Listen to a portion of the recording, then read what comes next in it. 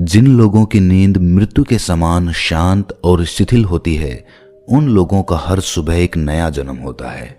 इसका अर्थ है कि जिस प्रकार मृत्यु के समय हमारी सांसें एकदम थम जाती हैं, उसी प्रकार नींद में अगर हमारी सांसें इतनी धीमी रफ्तार से चले कि किसी को पता ही ना चले कि हम सांसें ले रहे हैं, तो समझ जाइए कि आप योग निद्रा में हैं। योग निद्रा यानी कि आपकी नींद ही आपके लिए ध्यान बन चुकी है।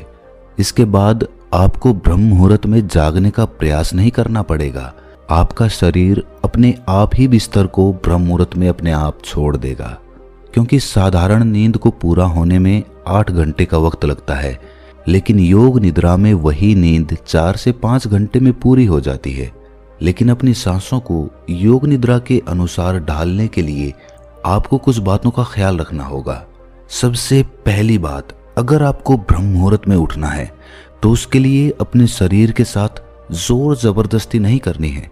अगर आपकी नींद पूरी नहीं हुई है तो आपको कोई भी अलार्म यूज करने की जरूरत नहीं है, क्योंकि अगर आप नींद पूरी हुए बिना ही ब्रह्म मुहूर्त में उठ जाते हैं तो आप ब्रह्म मुहूर्त की ऊर्जा का भरपूर उपयोग नहीं कर पाएंगे।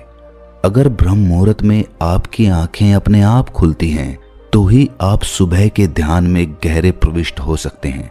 लेकिन अगर हम अपने साथ जबरदस्ती करते हैं तो हमारा पूरा दिन तनाव में बीतेगा, थकावट में बीतेगा। ब्रह्म मुहूर्त में जागने की तैयारी पिछली रात को की जाती है, तो वो तैयारी क्या है, चलिए एक एक करके जानते हैं। ध्यान से सुनिए। सबसे पहली बात, 9 बजे सोने की तैयारी कर लीजिए। ये समय निश्चित कर लीजिए कि आपको किसी भी हालत में 9 बजे अपने बिस्तर पर पहुंच जाना है और बिस्तर पर पहुंचकर शिथिल और शांत होकर सो जाना है। आपका दफ्तर दफ्तर में ही रह जाए, आपका व्यापार बाहर ही रह जाए। शयन कक्ष में आपके साथ कोई भी चीज या कोई भी विचार ऐसा ना आए जो आपको बाहर की तरफ लेकर जाए। कितना भी जरूरी काम क्यों ना हो, लेकिन एक गहरी नींद के मुकाबले कोई काम ज्यादा जरूरी नहीं होता। धन तो लोग कमा लेते हैं, लेकिन उस धन से एक रात की नींद भी नहीं खरीदी जा सकती। 9 बजे सोने की तैयारी 7 बजे ही शुरू हो जाती है। अगर आप सोचेंगे कि मैं 9 बजे सीधा बिस्तर पर जाकर गहरी नींद में चला जाऊंगा, तो ये आपका वहम है। गहरी नींद यानी कि योग निद्रा में जाने के लिए आपको सोने से पहले कुछ तैयारियां करनी होती है और उन तैयारियों में तकरीबन 2 घंटे का वक्त लगता है। इसीलिए मैं कह रहा हूं कि 9 बजे सोने के लिए 7 बजे से तैयारी शुरू कर दो। सबसे पहले 7 बजे तक अपना रात्रि का भोजन समाप्त कर लो। आपने कभी ख्याल किया है कि खाना खाते ही हमें कुछ देर में नींद आने लगती है? ऐसा क्यों होता है? इसका जवाब है कि खाना पचाने के लिए हमारे शरीर को आराम चाहिए होता है। नींद का एक सबसे महत्वपूर्ण उद्देश्य होता है खाने को पचाना। पूरी रात हमारा पाचन तंत्र उस खाने को पचाने में लगा रहता है जो हम सोने से पहले खाते हैं। आप रात्रि का भोजन जितनी जल्दी करेंगे, खाना उतनी जल्दी पच जाएगा और आपकी नींद पूरी हो जाएगी। आयुर्वेद में रात्रि के भोजन के लिए जो समय निश्चित किया गया है वो सूरज छिपने से पहले का किया गया है, और रात्रि का भोजन जितना हल्का होगा, हमारा पाचन तंत्र अपना काम उतनी ही जल्दी पूरा करेगा। इसीलिए रात्रि के भोजन में हमेशा हल्का खाना ही खाएं। जिस खाने को पकने में जितना ज्यादा समय लगता है वो खाना उतना ही भारी होता है, और इसके विपरीत जिस खाने को पकने में जितना कम समय लगता है वो खाना उतना ही हल्का होता है। उदाहरण के लिए, रोटी को पकाने में ज्यादा मेहनत और ज्यादा समय लगता है, वहीं पर चावल को पकाने में कम मेहनत लगती है। इसके फलस्वरूप रोटी को पचाने में हमारे शरीर की ज्यादा ऊर्जा लगती है और वहीं पर चावल को पकाने में उससे कम ऊर्जा लगती है। खिचड़ी, चावल, उबली हुई सब्जी, ये सब हल्के खाने में आते हैं, और वहीं पर रोटी, घी, मांस, दालें इत्यादि भारी खाने में आते हैं, जिनको पचाने में हमारे शरीर की ज्यादा ऊर्जा और ज्यादा समय लगता है, जिसकी वजह से हमारी नींद की अवधि बढ़ जाती है। शरीर की अधिकतर बीमारियां इसी कारण से पैदा होती हैं कि हमें ये नहीं पता होता कि किस समय किस तरह का भोजन करना चाहिए। आजकल लोग जिम करते हैं, अच्छा शरीर बनाने के लिए अच्छी डाइट लेते हैं, अच्छा आहार लेते हैं जो कि भारी होता है, तो वो शरीर को बलवान तो बना देता है, लेकिन शरीर में वो ऊर्जा, वो स्फूर्ति, वो ताजगी वो खत्म हो जाती है। शरीर का बलवान होने से ज्यादा मजा मन का आनंदित होने में होता है। ये बात तो सत्य है कि आदमी को स्वस्थ रहना चाहिए और उसके लिए व्यायाम जरूरी है, लेकिन उतना ही व्यायाम जिससे हमारा शरीर बहुत ज्यादा थके ना या उसे बहुत ज्यादा आहार लेने की जरूरत ना पड़े।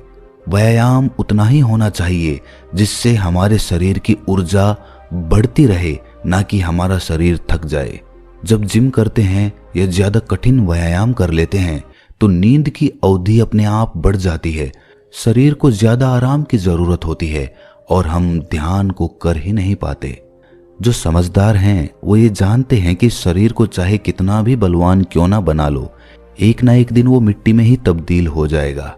और वहीं पर अगर हम अपने मन को समझ लेते हैं तो मन से समझने से बड़ा काम इस दुनिया में कुछ हो नहीं सकता है। मन को समझ लिया मतलब आपने अपने आप को समझ लिया, आपने अपने आप पर विजय हासिल कर ली। ये मजे की बात है कि हम आकर्षक शरीर इसीलिए बनाना चाहते हैं ताकि हम दूसरों को प्रभावित कर सकें। जिस प्रकार के विज्ञापन फिल्मों और समाज के द्वारा हमारे सामने पेश किए जाते हैं, हमारा मन उसी तरह काम करने लग जाता है। बचपन से हमने फिल्मों में आकर्षक शरीर वाले अभिनेताओं को देखा है और हमारे मन में उन्हीं की तरह एक आकर्षक शरीर बनाने की इच्छा जागृत हो जाती है। लेकिन वहीं पर अगर हमारा समाज हमारे ऋषि मुनियों की तरह मन को आकर्षक बनाने पे ध्यान देता तो शायद हम जिम की जगह ध्यान को ज्यादा महत्वपूर्ण समझते। खैर, अपनी बात पर वापस लौटते हैं। रात्रि का हल्का भोजन कर लेने के बाद आपको अपने शरीर को शिथिल करने की प्रक्रियाओं पर ध्यान देना चाहिए। 7 बजे तक आपने भोजन कर लिया, अपने दफ्तर के सारे काम खत्म कर दिए, अब आपके पास कुछ भी काम नहीं है। 7 से 9 बजे का जो समय होता है उसे हमें पूरी तरह से उपयोग करना चाहिए। अपने मन को शांत, शिथिल और विचार मुक्त बनाने की तरफ ध्यान देना चाहिए। इसके लिए गुनगुने पानी से स्नान करना बहुत ही सहायक सिद्ध होता है। गुनगुने पानी में नहाते हुए ये भाव अपने मन में पैदा करिए कि आज पूरे दिन की चिंताएं, पूरे दिन का गुस्सा, पूरे दिन की घृणा, पूरे दिन का परिश्रम, पूरे दिन की थकावट, पूरे दिन का तनाव अपने आप पानी के साथ आपके मन से धुल गया है। आपका मन एकदम खाली और निर्मल हो रहा है। ये भाव हमें नहाते हुए करना है। अगर आपके पास स्नान गृह में कोई टब है तो टब में लेटकर भी ये भाव पैदा किया जा सकता है। टब में लेटे लेटे अपने शरीर को शिथिल करते जाइए। शिथिल करने का सीधा सा तरीका है अपने मन में भाव पैदा करना, और भाव जितना प्रगाढ़ होगा उसका परिणाम उतना ही जल्दी मिलेगा। नहाने के बाद अपने आप को खाली रखिए, टीवी मत देखिए, किसी से बातचीत भी मत करिए, अपने आप को एकदम शांत करिए।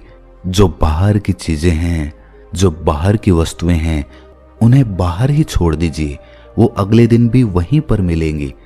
अपने शयन कक्ष में किसी अच्छी सी सुगंध का प्रबंध करिए, जो भी सुगंध आपको पसंद हो।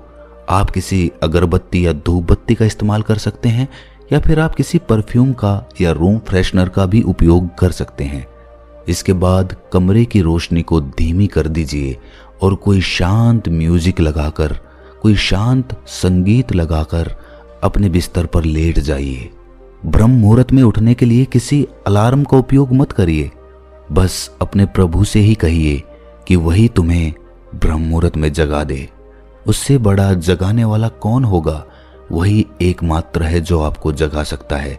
अगर आपको सुबह 4 बजे उठना है तो आप उससे कहिए कि प्रभु, मुझे 4 बजे आप ही जगाने वाले हैं, आप ही सृष्टि के कर्ता हैं।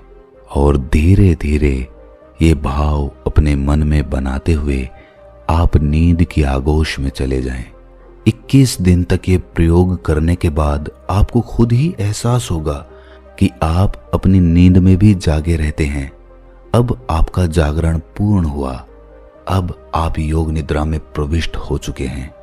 जिस नींद को पूरा होने में 8 से 10 घंटे का समय लगता था और उसके बाद भी मन में थकावट बनी रहती थी, अब वही नींद 4 से 5 घंटे में पूरी होकर भी आपको चुस्त बनाए रखेगी, क्योंकि अब आपकी नींद वास्तविक नींद है। पहली वाली नींद में आप अपने सपनों में चलते रहते थे। आपका मन, आपका मस्तिष्क निरंतर काम करता रहता था। आपका पाचन तंत्र अलग क्रियाओं में लिप्त रहता था। लेकिन अब ना तो आपके मन में कुछ विचार चलते हैं, ना आपको सपने आते हैं, और ना ही आपके पाचन तंत्र पर उतना दबाव बना रहता है। और इसीलिए आपके शरीर की ऊर्जा, आपकी ताजगी सबको हैरान कर देगी। अब आप बिल्कुल भी नहीं थकेंगे, ना आपको आलस्य आएगा, ना आप तनाव में रहेंगे। पूरा दिन ताजगी से भरा हुआ, नएपन से भरा हुआ, हर काम में आनंद आने लगता है। योग निद्रा में पहुंचने के बाद आपका ध्यान करना भी सरल हो जाता है। आप बहुत जल्दी और बहुत गहरे ध्यान में प्रविष्ट हो पाते हैं। रात को योग निद्रा लेने के बाद ब्रह्म मुहूर्त का ध्यान सबसे ज्यादा लाभकारी होता है। इसीलिए ब्रह्म मुहूर्त में जागकर आधा या 1 घंटा ध्यान को जरूर देना। उसके बाद आप उस असीम सत्य को जानने में सक्षम हो पाएंगे। आप उस विराट को समझ पाएंगे। आप वो देख पाएंगे जो कण कण में बसा हुआ है और हम आज तक देख ही नहीं पाए। आप वो समझ पाएंगे जो सभी शास्त्रों और सभी वेदों का निचोड़ है, जो सभी ऋषि मुनियों की सीख है और जिस पर पूरा आध्यात्म टिका हुआ है। शास्त्र, वेद या ज्ञान कुछ याद करने की चीज नहीं होती है, ना ही रटने की होती है। वो तो अनुभूति करने की होती है। जब तक आप अनुभव नहीं करेंगे तब तक वो कचरा है, उसका कुछ उपयोग नहीं है। वो ज्ञान सिर्फ आपके मन पे एक भार बना देगा, एक दबाव, एक तनाव पैदा कर देगा। लेकिन जब आप उसे अनुभव कर लेंगे तो वही ज्ञान आपके लिए आनंद बन जाएगा। क्या नींद के बारे में अब भी आपके कोई सवाल हैं? अगर हाँ तो कमेंट सेक्शन में ज़रूर पूछिए, मैं उनका जवाब दूंगा। और अगर आपको ये वीडियो अच्छी लगी तो इस चैनल को सब्सक्राइब करके नोटिफिकेशन बेल को ज़रूर प्रेस कर देना, ताकि हम जो भी वीडियो डालें जो कि सभी ज्ञानवर्धक होती हैं वो आप तक पहुंच जाए और आपको नोटिफिकेशन पहुंच जाए। तो मिलते हैं किसी अगली कहानी में, तब तक के लिए अपना ख्याल